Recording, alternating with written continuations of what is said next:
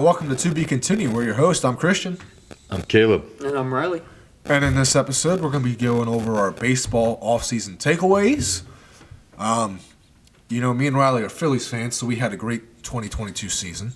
However, because we didn't have a big re-signing, we got Trey Turner, but we'll talk about that later. We're going to let the resident Yankee fan talk about the return of a captain.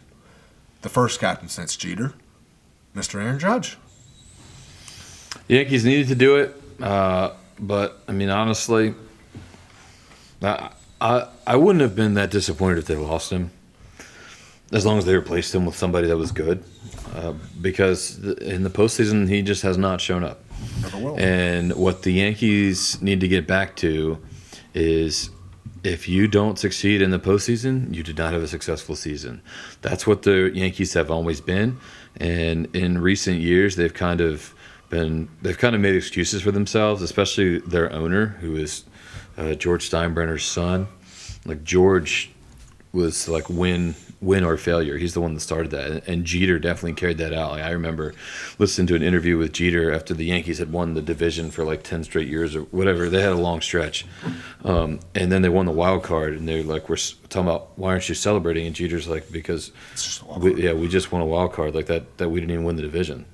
And so, like, to think about how far they've fallen from that mentality. Jeter, like, to me, Jeter was Jeter still is the captain. Like, you can give Judge the title, but he ain't Jeter. Never will be. Jeter was born and thrived in October, and Judge is not that guy. This is why I always like to put Jeter up there among the greats, because people always like, his numbers this, his numbers that. I'm like, he just won. Yeah, numbers, I think, have ruined people's appreciation for some great players. Because if you watch Jeter, he's one of those eye test guys. Like, he was fun when to he's watch. on the field, you just know he's one of the best guys on the field. But so, yeah, the Yankees have, so far their offseason's incomplete. I think getting Aaron Judge was important. Signing Carlos Rodon was cool. But they didn't, honestly, I've been saying this for years, they don't need pitching. They keep going and getting pitching, and their pitchers every year in the postseason come through. Their pitchers have put up every year. The guys that are not is the offense. And the Yankees have not addressed the offense yet. They've said that there's another big move on the horizon. Will it come? I don't know, because last year's big move was Josh Donaldson and Isaiah Kiner-Falefa, who I said was not going to work out. And then I was eating crow about halfway through the season when they were the number one team and they could do everything. And then August came and the Yankees couldn't hit anymore. And I think Kiner-Falefa and Donaldson probably combined for like 3 home runs in the second half of the season, and they probably combined for 3 singles in the postseason. They were terrible. They couldn't do anything, and I think the Yankees, like, they still have not addressed that. They're probably going to call up one of their hotshot rookies to play shortstop, so that'll take kind of Falefa's spot. But you still got Josh Donaldson playing third base, who cannot hit anymore, and you still got no left fielder right now.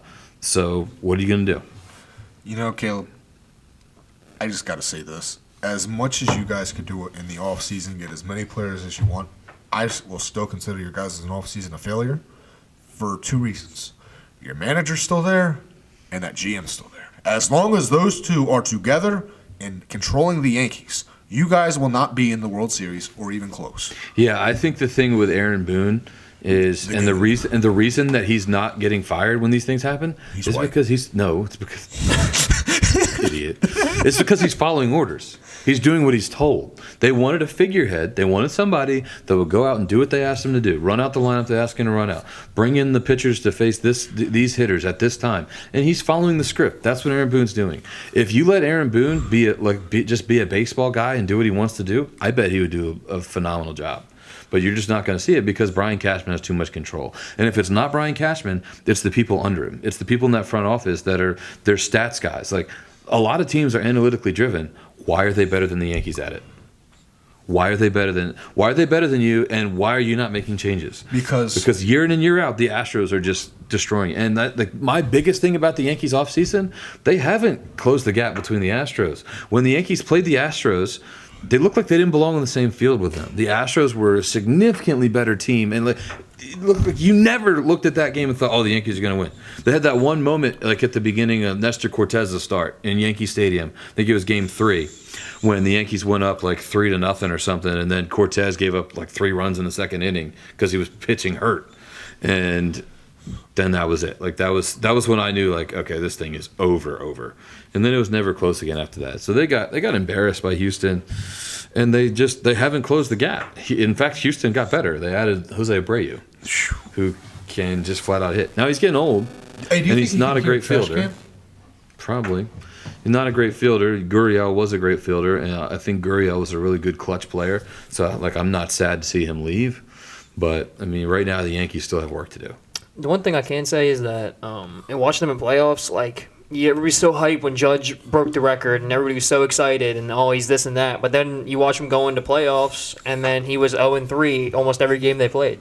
I think another big thing for Judge, though, I think that 62 home run chase hurt him, because that whole like last 3 weeks of the season when he was getting close, people didn't pitch to him anymore. They would just walk him or throw him balls. And then all of a sudden he got into the playoffs and they were pitching to him again. And it's like, oh crap, now I got to hit. And so he had this full season where he was like playing the best ball of his life. And then he had this 3-week stretch where nobody would pitch to him. And so I think part of it is like, I'm not going to ever give somebody a pass for choking in the playoffs, because the playoffs are where legends are born. But to me, like, this particular postseason, like, Judge has a little bit of an excuse right there.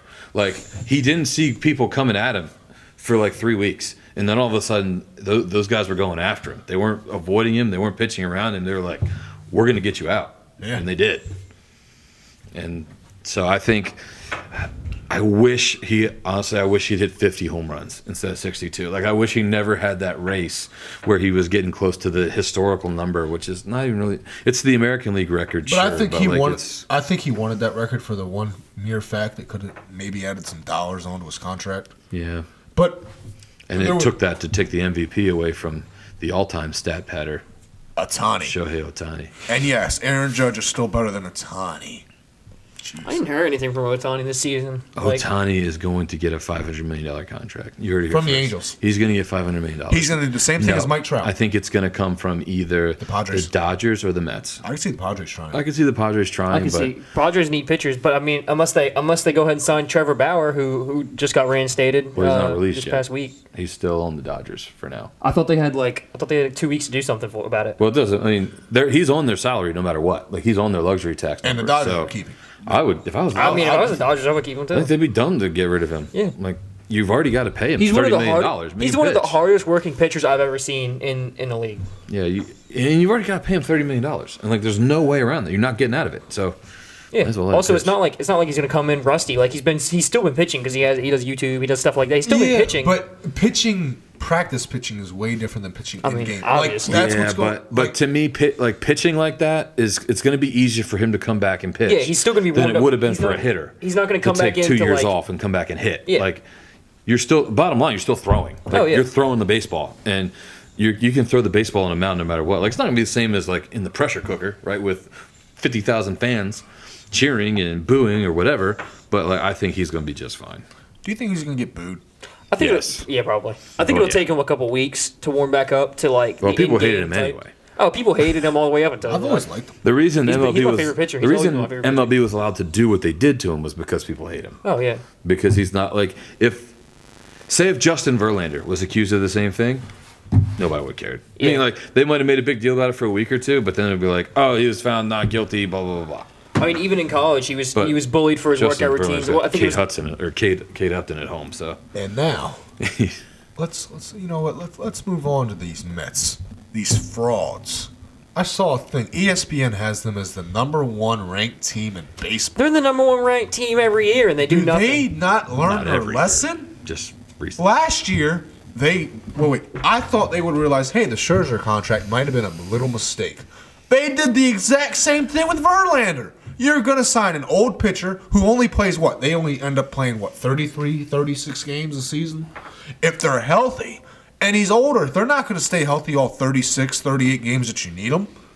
I mean, what are the Mets thinking? Hey, we can buy as good of a contract they are. And the problem with the Mets, They don't even worry about winning championships. The only team they worry about beating are the New York Yankees.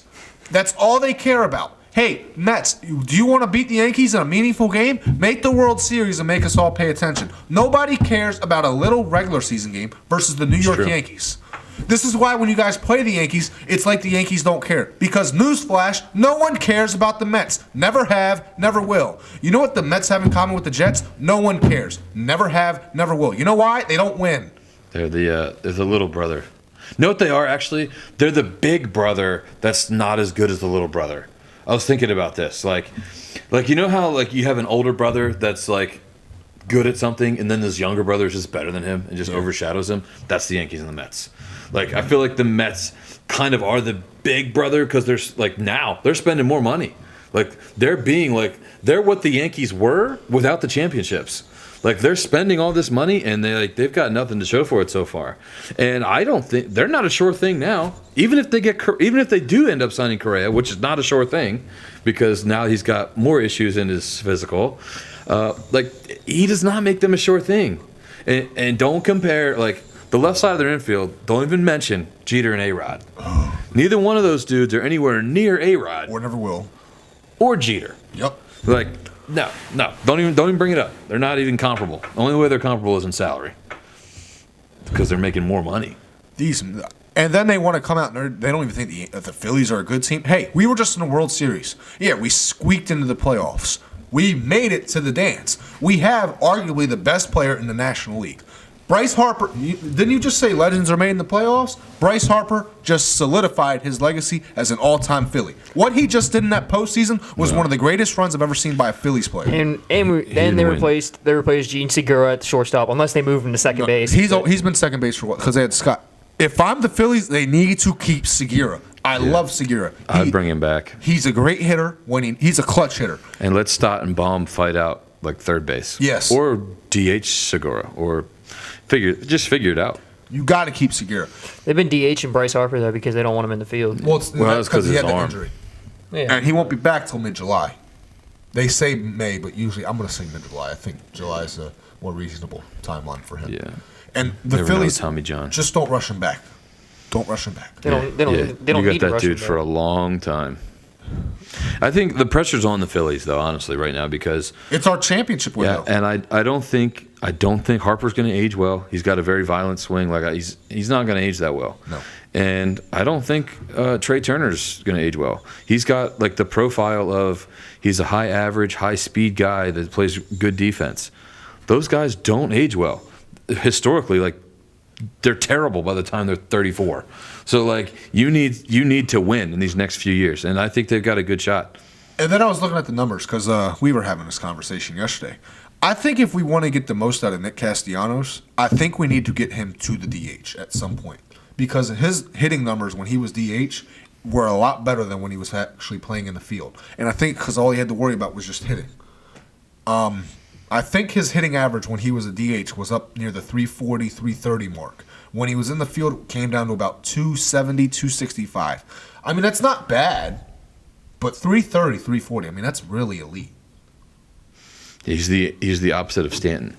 Like the Yankees put Stanton in the DH to try to keep him healthy, but he hits significantly better when he's in the field. So some guys are. I mean, all jokes. Okay, we got one more thing before because I got something to say about the Mets, but I'm gonna wait.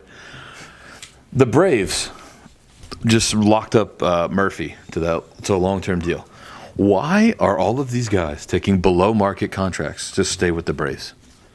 What are they doing there? Like, how is this happening? Why is this happening? Like, I thought they were just taking like advantage of these Latin American players, like because they're like when you got Tatis signing for 12 years and $340 million, but the Braves are signing Acuna to like 8 years, 100. Like what? Acuna, like a MVP guy, you're giving like no money to. I mean, like obviously $100 million is still like I'm not going to feel sorry for you, but like how are you getting all these guys to take these below market deals?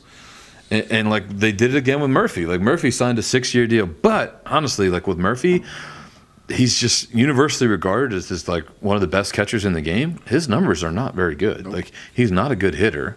He's like a top 10 defensive catcher, but like top 10, that's not like top 10. That's top third of the league.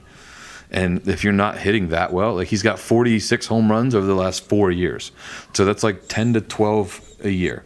Like that's okay. Like I feel like you're kind of overvaluing that. And I think the Braves are the third best team in their division because they shouldn't let Swanson go. Swanson's they should have They kept. shouldn't have let Freeman go. Like I get that Olsen had a good year and Olsen's younger and all that. Freeman's your franchise. Shouldn't let him go. Freeman didn't want to go. But so about the Mets. The problem with what the Mets are doing, regardless of whether they win the World Series or not, like they could win the next 4 World Series, who knows? But They won't. the problem is what Steve Cohen has done is he's given all of these mid-market to lower market teams and these owners, he's given them all the excuse they need to make sure that the next time they have a collective bargaining agreement come up, there's going to be a salary cap. Yep. And if they're not going to agree to that, there's going to be a lockout. And like it's going to be to the point that like you might have a full season of no baseball. And it's going to be because Steve Cohen is going out there and just flashing money around and signing whoever he wants for however much he wants and doesn't care. And I'm telling you, like when Shohei Ohtani comes out, the only reason he's not going to be a Met is if he doesn't want to be. Like, because the most money is going to come from the Mets. Yeah. His highest offer will be, like, if he says the Angels will offer me 500, Steve Cohen's going to be like, I got 501. Like, I've got 550. Like, Steve Cohen is going to be willing to spend more money than anyone else. Because of him, And it's just like a quarter. yeah, he's one of the richest men in the world. And so I think it's also probably going to be like when the next team that goes for sale, like say Elon Musk or Bezos or like one of these guys wants to buy it, I bet the owners are going to like, no, like we're not letting you in our club. I bet there's going to be a thing where they're not going to let these like super rich guys come in. But that's because Bezos won't be in the conversation. But I think, yeah, I just really think that what he's done, like what he's doing, is not good for baseball because, I mean, in a way, maybe it will be good for baseball if they lose, like because it's going to be like, you know, no matter how much you spend, it's still not going to guarantee you a win. But the other thing it does is it inflates everybody's contracts and inflates the contracts for other people. If Verlander gets $43 million, then all of a sudden, like somebody the notch below, instead of getting 30, gets 35. Yep. Or instead of if somebody gets $30 million, the guy that should have got 20, like now he's getting 25. And so like everything is getting more expensive, and you got these teams that were willing to spend. They're like, all of a sudden, I'm not going to overpay 5 to 10 million per year for this player. And so you're going to get these mid-range free agents. Those are the guys that are going to get hurt by it. And that's the way it always has been. Like baseball, the superstars are never going to have to worry about it. The superstars, somebody's going to give them superstar money. But when you start overpaying guys, it's the lower end guys that are really going to suffer for it. Yeah. And I think I do think you're going to have a salary cap in baseball. When's the next CBA? I think they got 4 years or something. Oh, no. But I do think that there's probably going to be a salary cap at that point. Oh, yeah. Yeah. Or at least much stiffer penalties. I don't know what they would be, but like It's got to be something that's going to hurt the guy's wallet. Maybe you don't draft for the first 5 rounds or something. Like, I don't know, because you already lose a pick. Like you lose your first round pick if you're over something, or at least you used to.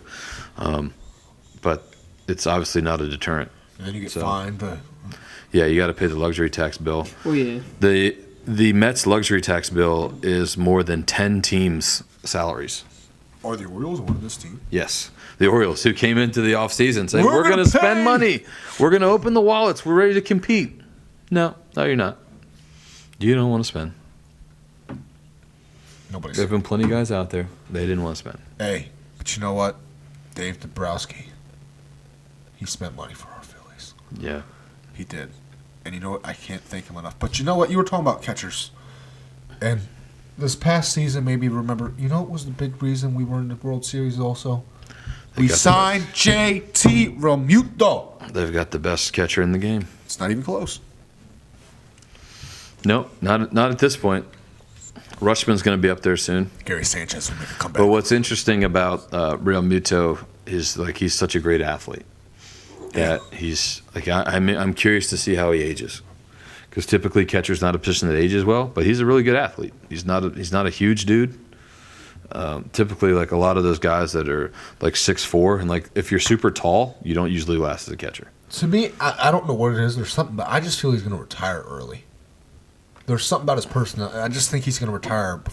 I think this will be his last big contract, and I think he's going to retire at the end of it. Like, let's say we win a World Series sometime next 2 years. I could see him retiring after we win. Oh, yeah. If Phillies win a World Series, he's definitely going to retire after. I mean, not after the World Series, but after the contract is up. Yeah. Could be. Also, Riley, you might not agree with me when I say this.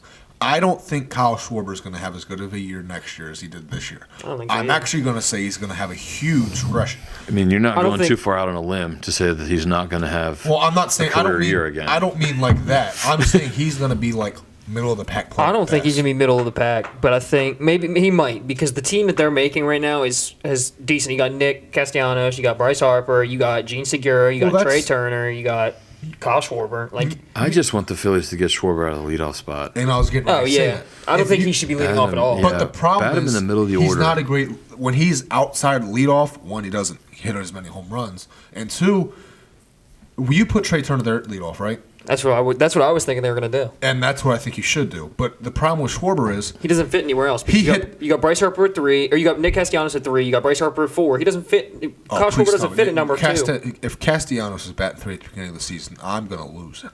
He better be somewhere at like 6 or 7. Typically, the way that it used to be is Harper's usually 3. your fast guy that gets on base the most would bat first. Another high contact guy would bat second. Segura. Your best overall hitter would bat third. Harper. Then your best run producer would bat fourth.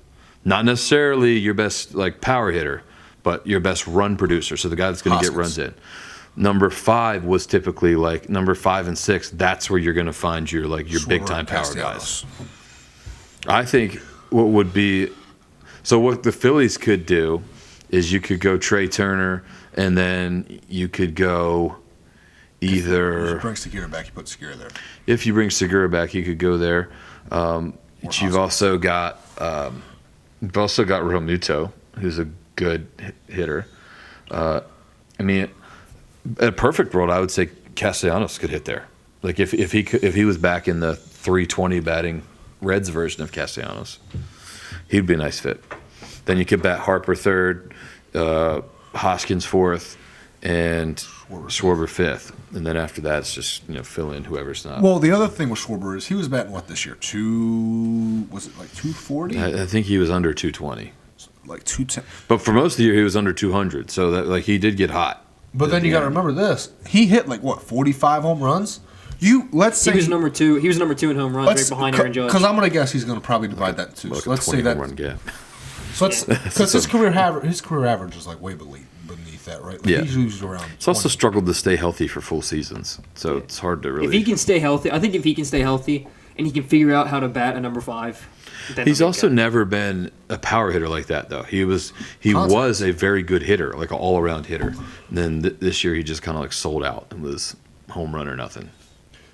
I just hope he gets back. Keep it up because as he gets older, he probably doesn't want to run as much. He probably just wants to hit the ball. It's just like when you go to slow pitch softball, you got the older guys. They don't want to run, so they hit the ball out. But I don't think he can hit it out as many times this year as he did last. Yeah, but he'll also have working for him is the shift. True. No shifts. Yeah. So these heavy pull guys are and going to be a pitch timer. It's going to stretch the pitch timer. People don't realize it's going to stress the pitchers out a little bit. They're not going to have time to collect themselves before the next pitch. Think about those relievers that take 5 minutes between pitches. Oh yeah, they're gonna. Now all of a sudden you got 20 seconds. And the stress that's going to be on those pitchers is going to cause them to make a mistake, throw it right down the middle for those big hitters like Aaron Judge, Bryce Harper, to just slam it out. Yep. There might be a lot more home runs this season actually. We might start breaking home run records this season because of the pitch clock. And now, let's all say our favorite takeaway. Well, this is at least was my favorite. I love the Padres failing. I don't like the Padres failing. They signed. No. They went after. Bogarts. They went after every great player. Gave him the bag. I think. Didn't they give Trey Turner? I know they gave him over $80 million more than the Phillies did. Trey went there. They gave Judge $400 million. He said no there. Well, because no matter where you go, or no matter who goes to the Padres, Tatis is going to be that franchise player. They're going to want Tatis to be the best player. Actually, hot take: Tatis is going to be a Yankee by May. Yeah, there's rumors that he might get traded, and there's also rumors that the Yankees might be the ones to get him, because I saw a Yankee guy that covers the Yankees that kind of compared it to when they acquired Chapman, who was like still a really good player, but because of the domestic violence thing, he was just like some people didn't want him. I think that so would they were be, able that, to would- get that him would be the cheaper. reason that they give him up because he was injured. Then he went into the suspension for his things, and then he's going to come back and he's not going to be on his PEDs anymore. So he's either going to not do as well or he's going to get hurt again. He also doesn't want to play the outfield. True. And you've got Xander Bogaerts now to play short, and you've got Machado for at least this year at third base. And you got to remember, Machado, they love Machado in that locker room. And Machado is the franchise guy there. Machado's staying at third base. Tatis and Machado can't stand each other. But Machado can also opt out after this year. And then it's like who's got a gaping hole at third base right now? The New York Yankees. Phillies do too. It's true. Yeah. They got Bohm. Machado. Philadelphia will welcome you. True. Yeah. I mean, so You could be our new Machado Chase is Utley. definitely going to opt out unless he gets hurt. Like if he gets hurt, he'll stay. But like if he has another healthy season, he's If he has definitely a really going to good opt season, out. if he has another season like he did last season where he's really good. Oh, he can Yeah. get. I mean, he might stay in San Diego, but might. he's still going to opt out and get more money. Oh yeah, he's definitely gonna go for more money. I don't even know if And you he'll also stay in gotta San think Diego about- because Soto, like you're gonna have to Juan pay Soto, Soto. He's got like this year and next year, I think, and then you got to pay him, and he's gonna be like top dollar. Like he's gonna probably get close to what Ohtani gets because you got to think that Otani's gonna get it, and then you're gonna have another offseason where you've got like more inflation happening. Yeah. Soto's gonna and get a if- lot of money. If Machado has a good season like he did last season, he's 100% he's opting out no matter what. But he's definitely not going to accept under a certain amount. And if they want to pay Soto and Machado, they're going to need to budget between those two. And if I was Machado, I would wait to see what Soto gets before I sign. Yep. Because I'm gonna be like, all right, what you? Well, it's gonna be different off seasons. Yeah. Oh wait. One's so this I'm season, at one's Ohtani. next. One's this It's Ohtani, season. It's Ohtani, Yeah, right? true. Yeah, I'm at Otani Ohtani. and Machado can both be out next offseason. Yeah. Honestly, I would see where Ohtani goes. Then maybe Machado follows. No, ready? My You're going to that's gonna have to be the Mets again.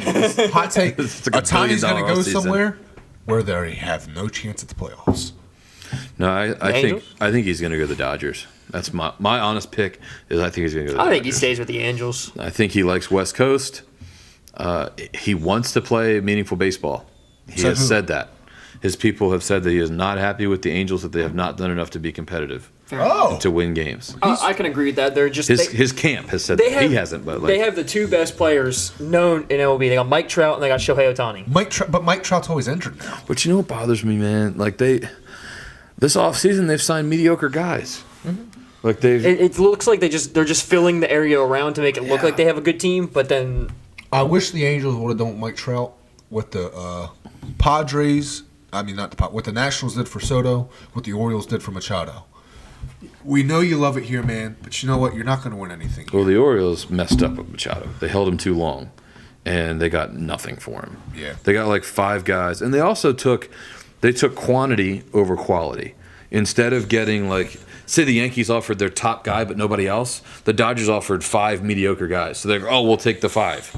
Well, they're all like out of the organization now except for one, and the one that's there is like a mediocre pitcher. Yeah. So you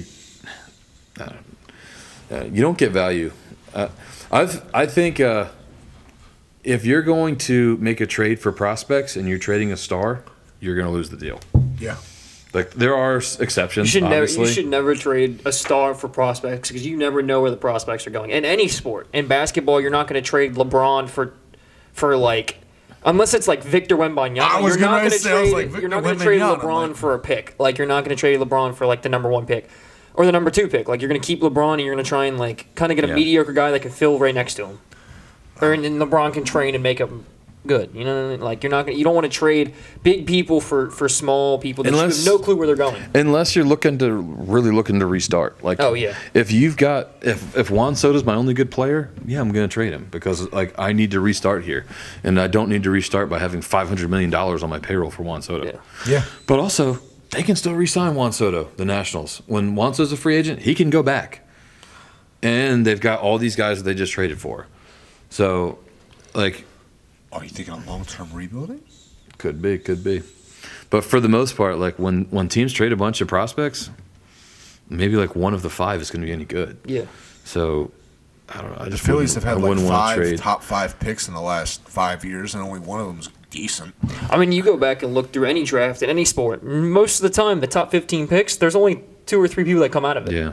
That's what I love about the NFL draft, where like every pick they make, you've got all these guys covering them, talking about like how this guy's going to be a great player, and then they're scrubs. I think baseball needs I wish they would make their draft shorter, and I wish they would allow. Well, not only a lot shorter. Well, I also wish they would put more. I wish rookies could play since day one. Like I did. I wish there was. They can. They're just not good enough. Is the problem. There's really nothing you can do about it. Bryce Harper was good enough. I think That's a once a generation type. Yeah, dude. Bryce Harper's a once a generation. He hit 500 in like high school. You have a couple teams a couple situations where teams will hold a guy down because they want to like keep more control. But I mean, for the most part, that doesn't work in baseball. How much worse could he be if you like the number one overall pick? You're on a horrible team, right? How much worse could he be? Think about your confidence. Like, if I bring somebody right up to the major leagues and he's used to being the best hitter in college baseball, now he's batting 100. Did Deion Sanders because he's getting league? blown away. I think so. Did Bo? I'm pretty sure, probably. I don't know. But like, if you think about like you're coming from a place where you're dominating, and then all of a sudden you're playing the best in the world. Now you suck. And so some people are going to take those lumps and get better, but some people are going to take those lumps and then it's going to be like mentally a thing.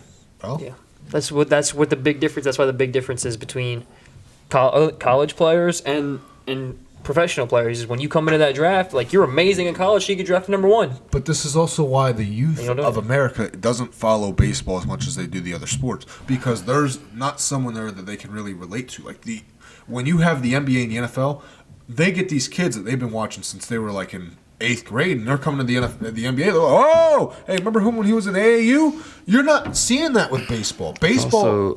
Those are also a lot cheaper sports to play for the most part. Like, if you're going to be a really good baseball player, you're buying $200 or $300 bats. Yeah, you're buying $100 gloves. You're probably buying helmets, cleats. batting gloves, cleats. Yeah, like it's an expensive game to play, and that's on top of like the travel ball fees and whatnot. Yeah, and that's if you're like an outfield player and not like an infielder, like a catcher or a pitcher. Catcher's gear. You might buy new catcher's gear, probably not every year, but at least like every other year. Yeah. And especially like as a kid growing, you're gonna need more size up as you go.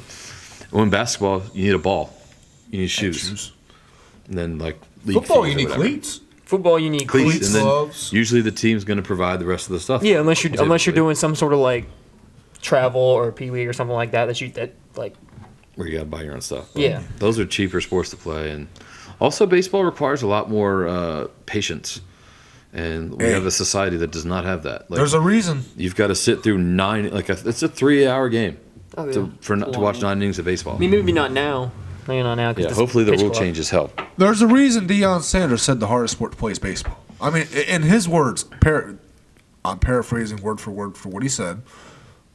It's impressive that a sport where you fail 7 out of 10 times you're considered elite. The one thing that I think I would love, I don't think they'll ever do anything about this. One thing that would help baseball a lot is to somehow get away from the foul balls. Yes. Because people are like, oh, this is a great at bat. It's 11, 12 pitch at bat. Well, I just watched 6 minutes of a guy fouling balls off. Mm-hmm. And then you got the pitcher going back, rubbing his hands, getting chalk on his hands. Yeah, and then now maybe they need to make a pitching change because this guy's throwing 30 pitches. And then, like, now all of a sudden the best pitcher's not in the game in the big situation. And it's like, I'd love to see some type of thing where you limit the foul balls. Limited to, like, 3. Once you get... Yeah, like 2 or 3. Like, yeah, I would even say, like, 4, maybe 5. Once you get 5 is 1 strike. Or like, 5 is your strike 3. Yeah, like once you get 2 strikes, then all of a sudden like you're on a clock. Like you get 3, 4, like whatever number you want to pick, but just not infinite because they can figure out rules to depend, and that's just not fun to watch. And you get guys going out there that are, and I think what you would see is it wouldn't hurt hitters as much as you think, because hitters instead of just trying to foul off a pitch would try to get a hit on the pitch. Mm-hmm. Sometimes hitters will see a pitch that they know they can't really handle, and they'll just like, oh, I'm just going to slap this away. And with no shift, there's not really a bad hit, like unless you hit it right at the pitcher or right at the baseman or right at the outfield. Like unless you hit it right at somebody, there's no, like with the shift, it was like, oh yeah, this guy can only pull the ball. Let's put him right here. He's gonna hit it at one of us no matter what. Right. So like with that, if there's no way that they make a bad hit unless they genuinely make a mistake and hit it right to somebody. Hey, Mr. Commissioner, I hope you're watching. This message is for you. Yeah, give us a call. We can help you out.